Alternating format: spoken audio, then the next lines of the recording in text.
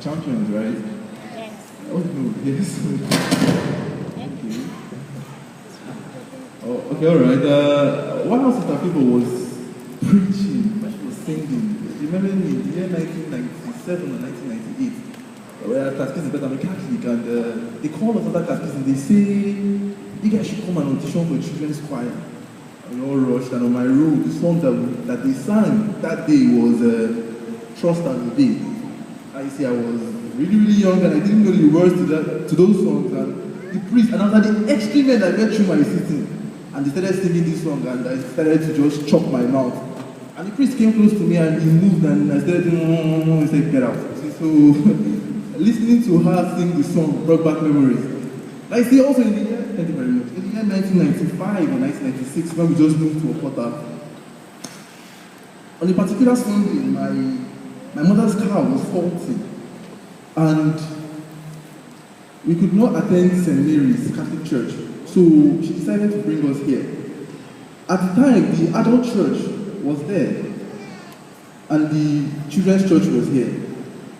And that was the first Sunday that I worshipped, and I remember after service that the boys were playing catcher, and I was actually running with the girls, and I was very happy. I wondered why my mother didn't bring me back.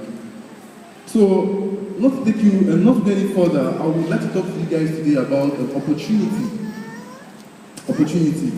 As I've come to realize in life, we are young people, there are three kinds of people. One, pessimists. Two, optimists. And three, the opportunists. Now you see, the pessimist says what? The glass is what? Half empty. Thank you. The optimist says the glass is what? Half full. Now, the pessimist and the optimist are arguing, the glass is half empty, the glass is half full. What does the opportunity, what does the opportunist do? The opportunist walks to the glass and actually holds the glass and drinks the water. And that is one scenario where we should all look at in our lives as people. Now, looking at everybody here, it's a diverse crowd of working people. And I remember myself when I was a banker, Monday mornings were not my best days because I would look at my desk as my bed and my keyboard as my pillow. And I would just put my head down and I would sleep in the office. You understand? But one thing I came to realize at the beginning of the year is this.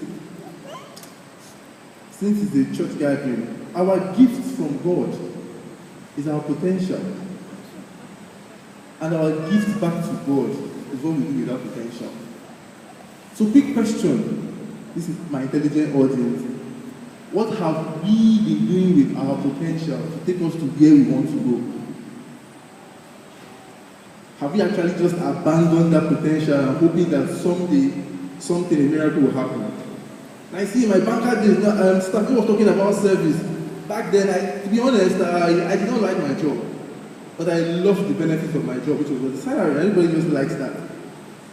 Now you see, but to grow in our career, we need to actually love our job, which is a sincere fact. Now you see, back then, concentration for me was not really easy. Because like I talked about the optimist and the pessimist and the opportunist, we ask ourselves one question, which is this. What is that thing that we want to do? What is that thing that we need to do that we are preventing ourselves from doing? Someone wrote something, he said that if you are to kick somebody who was actually preventing you from not achieving your goal, that you will not sit down properly for weeks.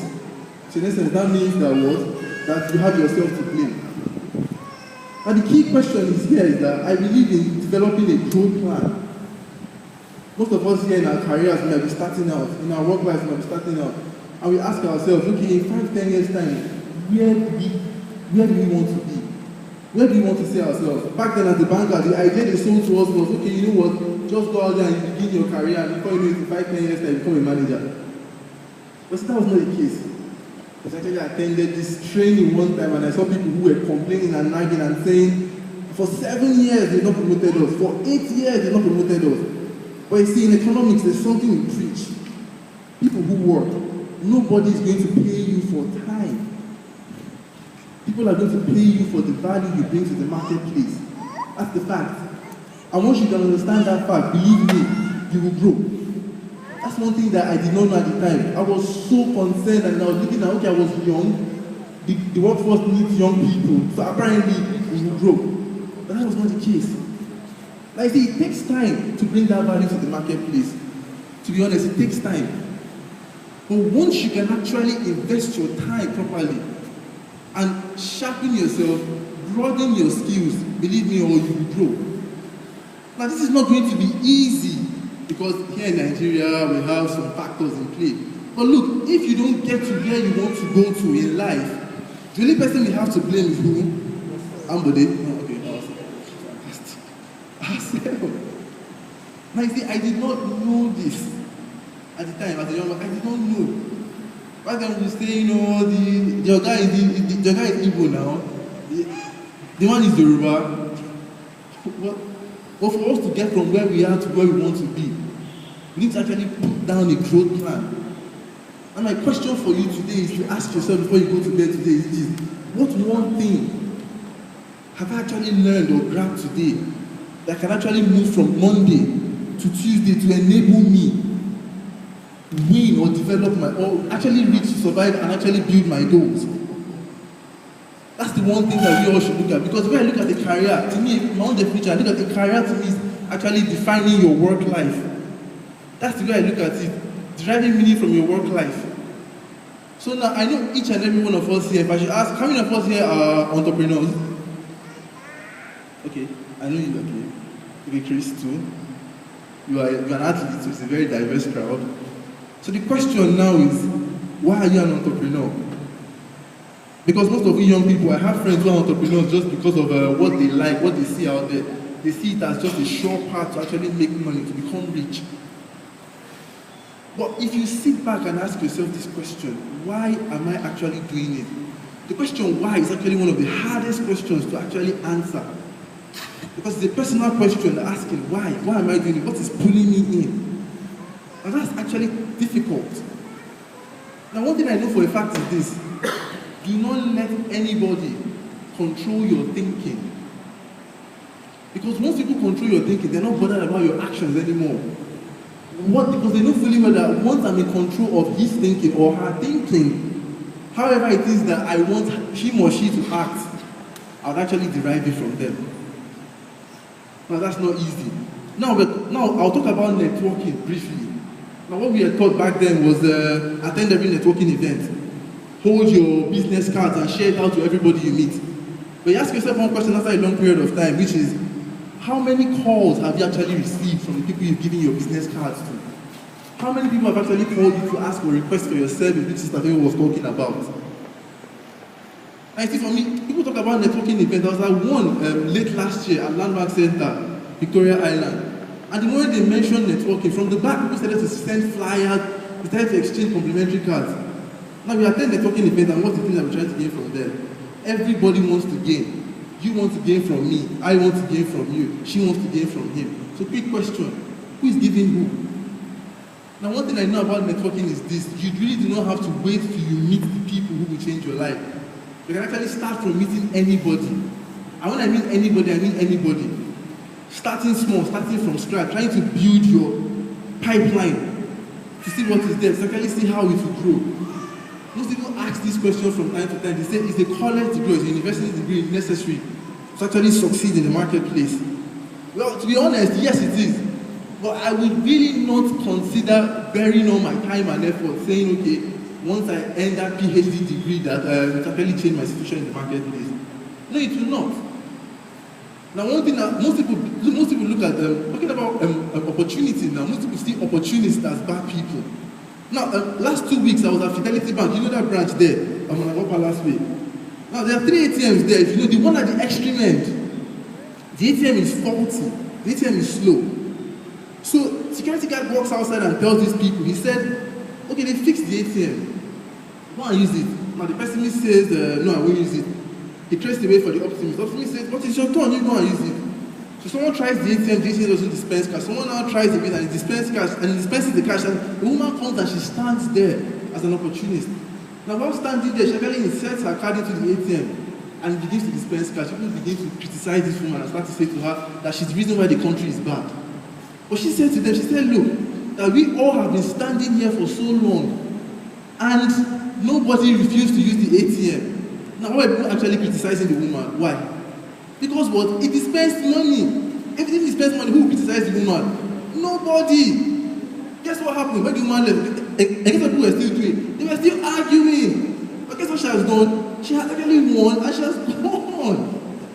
That's life, man. I never knew. People who are rich, you see, those guys are opportunists. I'm not joking. You want to go from where you are to where you want to be? I'm telling you, you have to build on becoming an opportunist. Now, to become an opportunist, you don't need to break rules, actually affect somebody's thinking, actually do things that will make people feel bad. No.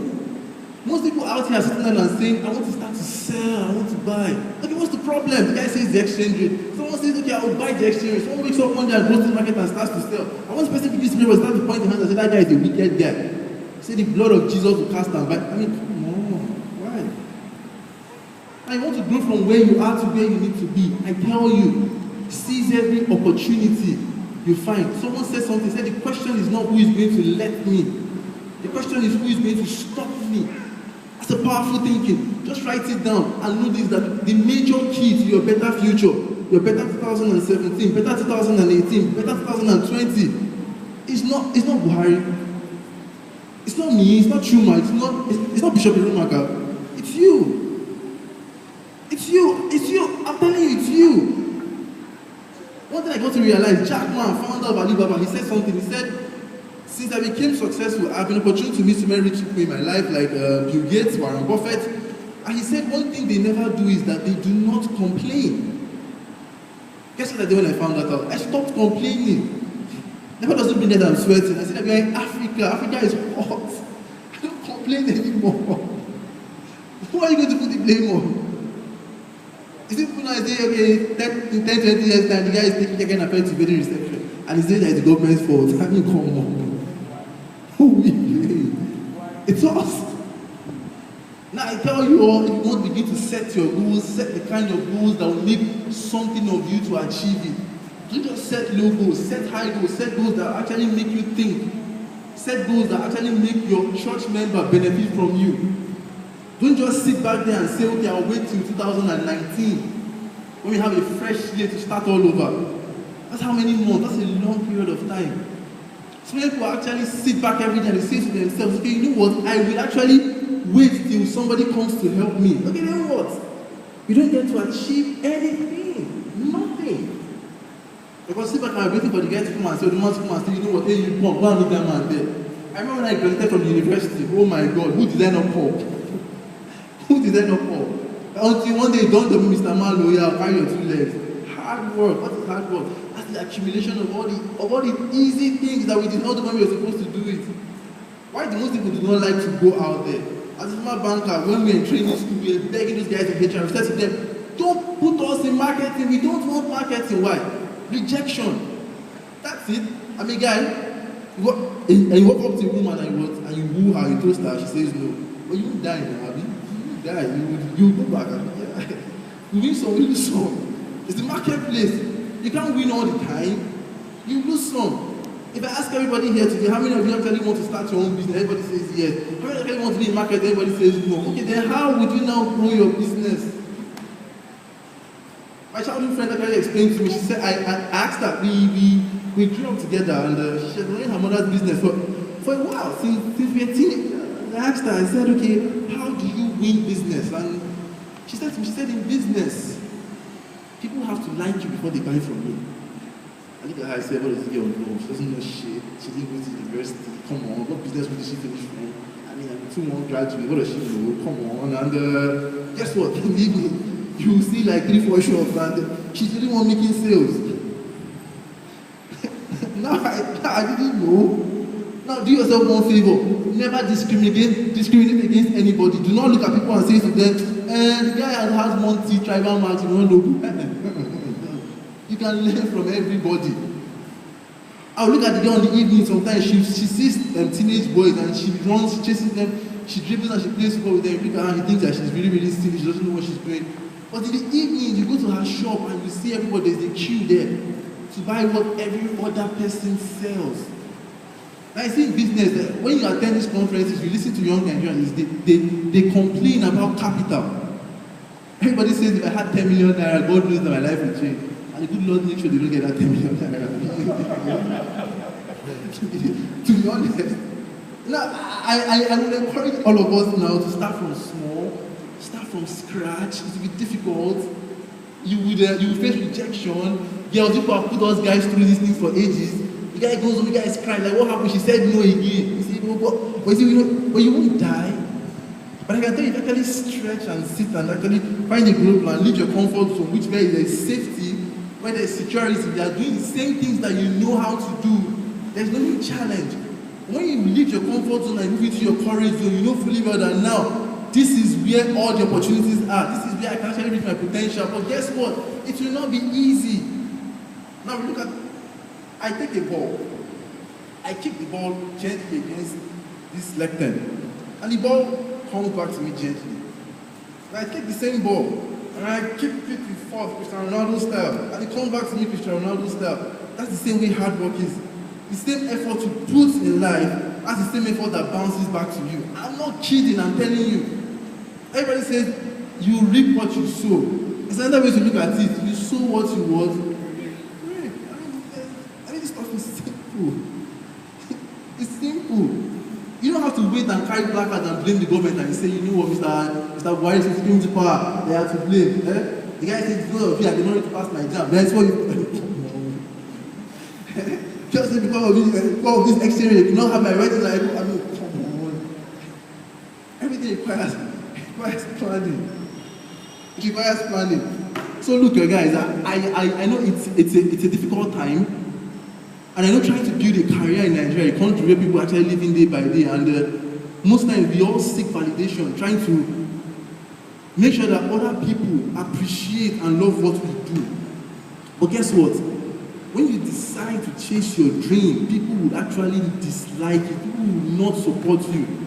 But if you say you want everybody to like your dream, then you have to die and come back again to start all over. Because not everybody will. I'm telling you, don't waste your time. Don't.